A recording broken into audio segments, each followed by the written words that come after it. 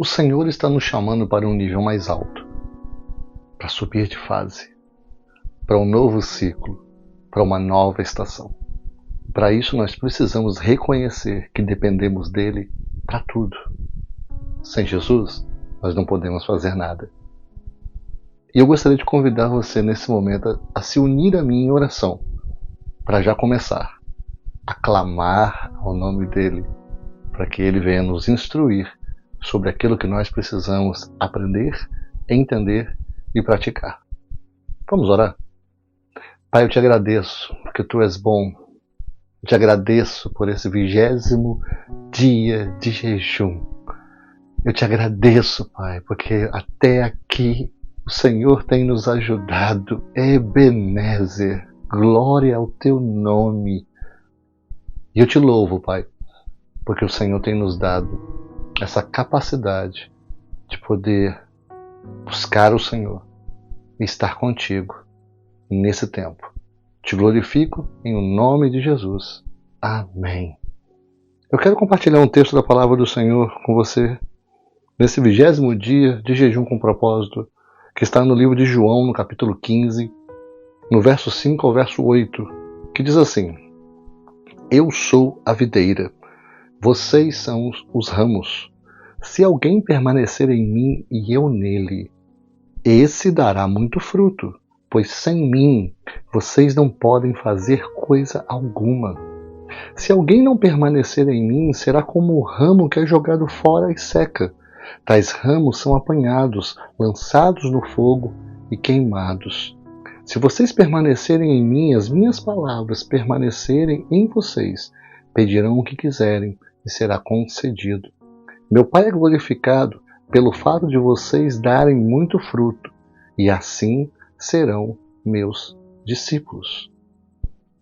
Eu tive a oportunidade de, visitando aqui a Serra de Santa Teresa, de ir numa plantação de uva, numa vinícola ou numa parreira. E quando nós chegamos lá, tinha os pés, né? Aquela plantação, e ela não estava bonita, estava sem folha, estava podada, estava limpo o terreno, e os galhos e os ramos estavam todos ajuntados fora daquele lugar, daquela plantação. Eu conversando com o dono daquela vinícola, ele me explicou algumas coisas, e ele estava falando o seguinte: essas parreiras que estão aqui, elas têm 14 anos de vida. E naquele momento, Deus instalou algumas coisas no meu coração. E quando ele começou a explicar que tem que se cortar, e quando se corta, toda aquela folhagem que é cortada, que foi cortada da parreira, ela tem que ser tirada, porque senão ela apodrece e ela passa doença para a planta. Então os ramos que são cortados, eles são retirados daquele lugar e tem que ser colocado fogo ou jogado fora, porque senão a parreira fica doente. Sabe, irmãos, quando eu penso nessas coisas, eu lembro desse texto que o Senhor falou aqui, que nós somos os ramos e nós produzimos fruto. E quando nós produzimos frutos, nós somos podados. Para quê? Para dar mais frutos. Mas os ramos que são podados, eles têm que ser arrancados e queimados no fogo. Senão eles transmitem doença para a árvore que fica. E essa videira ali, ela não estava bonita. Ela estava sendo podada. E muitas vezes nós falamos da videira em relação aos frutos, quando ela está bonita, viçosa, frutífera. Mas eu quero aqui destacar o que fazer e como nós devemos agir no tempo da poda, no tempo em que a árvore está feia, no tempo em que não tem fruto. Pelo contrário, só existe galhos cortados. Nesse tempo, nós devemos simplesmente entender que é para nós adquirirmos robustez, para que nós possamos encarar uma nova estação, uma nova fase, um novo ciclo na nossa vida, e isso gera disciplina em nós. Então existe um propósito na disciplina da poda. A disciplina, ela se manifesta em ações rotineiras ou em uma rotina diária que traz consequências maravilhosas e que fortalece a alma. Essa disciplina, ela se manifesta em essa rotina, né, que nós fazemos, e rotina significa algo repetitivo e que nós, quanto mais repetimos, melhor ficamos. A rotina, ela reduz a ansiedade. A rotina, ela nos deixa mais produtivos. A rotina, ela nos permite melhorar aquilo que nós já fazemos bem. A rotina nos faz vencer. E não confunda rotina com monotonia. Crie uma rotina que traga a você satisfação e resultados. E aí você vai viver a vida de uma forma mais produtiva, mais assertiva, mais vitoriosa. Com rotina e com treinamento você está preparado para subir os montes que Deus te indicar. E não importa a idade ou o tempo que passou, ou o que ainda você não conquistou. De repente você tem um sonho. Esse sonho ainda não se realizou, mas com a disciplina, Deus ele fará com que você suba esses montes e alcance o cume desses montes. Você vai conquistar esses montes. Um texto que está lá em Josué, no capítulo 14, fala que Caleb ele tinha 80 anos quando ele conquistou Hebrom. E a força de Caleb era a mesma de quando ele tinha saído há 40 anos atrás do Egito. Deus, ele sustentou Caleb, porque Caleb tinha uma promessa e ele sabia que Deus iria cumprir esta promessa. Você é nova criatura. Lembre-se disso. Deus, ele colocou o renovo em seu DNA. Aquele que vive para todo sempre, para toda a eternidade, colocou essa semente da eternidade em você. Ele colocou uma promessa no seu coração e ele é fiel para cumprir esta promessa. Existe uma natureza divina dentro de você e Deus ele vai fazer com que essa natureza divina ela exale vida por onde quer que você passe. Existe uma promessa de Deus. Segundo Pedro, no capítulo 1, no verso 4, diz assim: dessa maneira, ele nos deu as suas grandiosas e preciosas promessas, para que por elas vocês se tornassem participantes da natureza divina e fugissem da corrupção que há no mundo causada pela cobiça. Deus ele nos deu preciosas promessas para que nós nos agarrássemos a ela com fé. E através da disciplina, da rotina diária, nós alcançássemos essa promessa. E essa promessa, ela nos mantém livres da corrupção do mundo. Lembre-se sempre de que você está apenas uma semente de ter uma colheita. A semente certa, plantada no lugar certo, na hora certa, ativa a lei da colheita, não uma vez, mas tempo todo, 100% das vezes. Deus está te renovando nesse momento.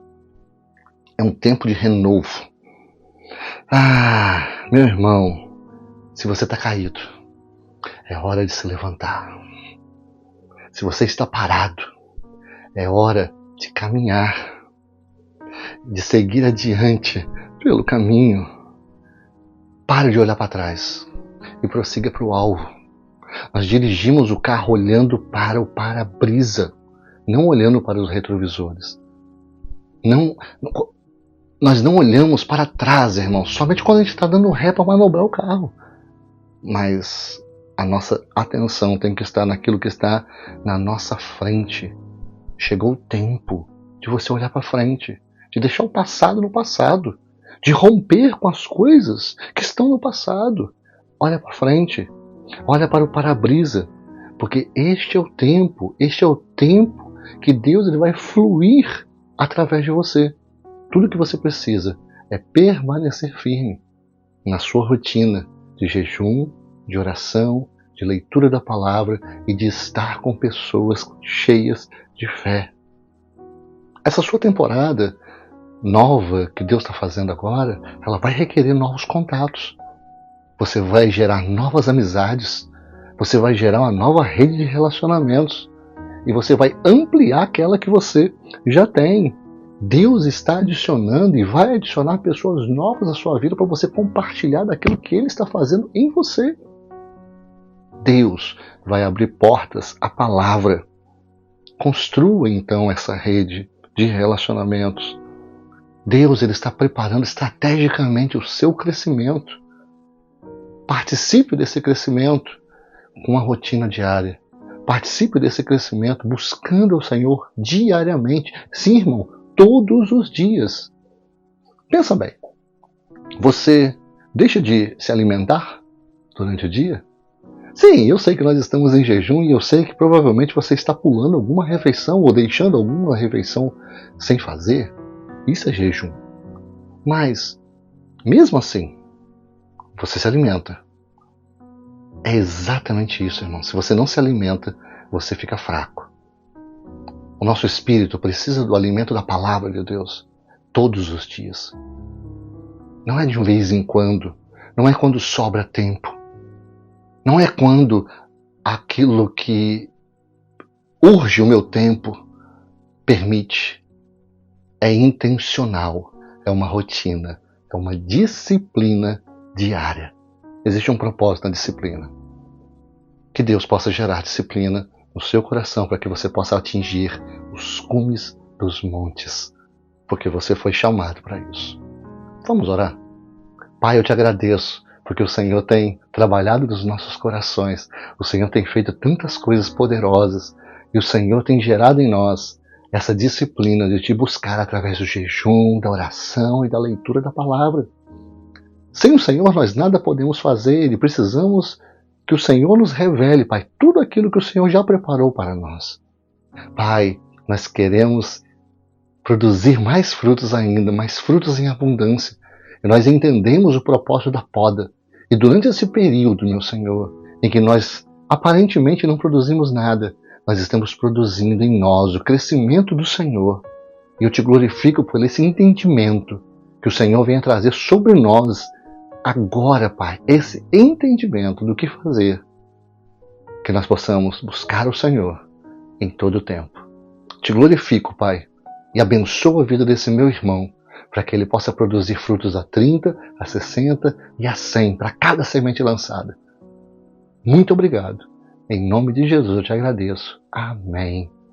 Querido, um dia, e nós vamos completar esse propósito de 21 dias de jejum para a glória de Deus. Deus te abençoe. Tchau.